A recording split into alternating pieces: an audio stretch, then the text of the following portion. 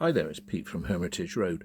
Tonight we're on the Webbs Heath layout and I'm going to show you some of my prairie tanks. This one is one of the early versions, the 4500 tank. This has the straight-sided smaller capacity tanks and was designed by Churchward in the early part of the 20th century. They met a need for branch line locomotives, something bigger than the very small tank locomotives. They were used on mixed freight, using branch line trains with the suburban B coaches in sets of 2, and all sorts of other things. They were a very good locomotive.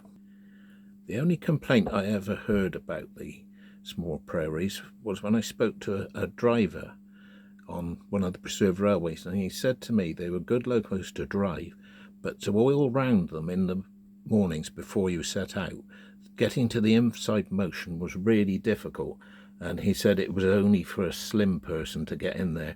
Larger drivers did have difficulties squeezing through to do it. Churchward built in the region of 75 of these, and as I said, they were very successful, and they were built over a period of about 15 to 20 years before Churchward retired. Now, after the retirement of Churchward, C.B. Collett took over, and the traffic department of the Great Western had put a request in for more 4500s. But Collett had seen one improvement he can make to them: the size of the tanks. He enlarged them by 250 gallons, and they can be easily identified by being the sloping front, still to provide good vision for the driver. Collett built 75 of these, and these were known as the 4575 class, although essentially they were the same locomotive.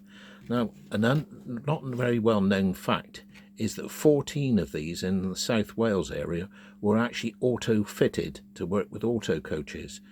They occasionally got out of South Wales, but not very much. I think a couple of them did come to the west country at some time. The loco had a very long life, lasting up to over 60 years, some of them, and when they were withdrawn, a lot of them went to Barry Scrapyard. Now, the preservationists have got their hands on them, and there are so many of these in preservation now that they're almost become a standard branch line locomotive on the preserved lines, which is what they were when they were in service on the Great Western, where they were used for all sorts of things, from cattle trains, pick up goods, and things like that. Obviously, on the preserved lines, they're primarily hauling passenger coaches, and they're very good with 4 to 5 coaches. They're pretty good on gradients, and I've travelled on behind them on various preserved lines, including the Bachmann and Wemford line, which is got 2 of them at the moment. One's on loan and one is their own, and they are good locomotives because they've got some steep gradients there, and they don't seem to struggle on them at all. Now, I've panned out to a different view. This shows you all my prairie tanks on there, or the small ones anyway, and I got 5. I've got 2 of the 4575 class, 1 in green and 1 in black, and the rest of them are the early ones with the straight-sided tanks.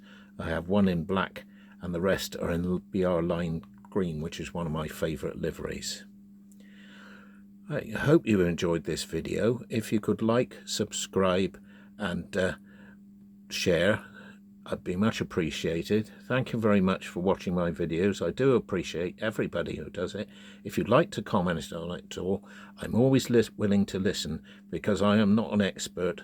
I'm just an old man on the loft who knows a little bit. So if I'm wrong on anything, by all means let me know. I don't mind. I'll take it on board. Thank you very much, and good night.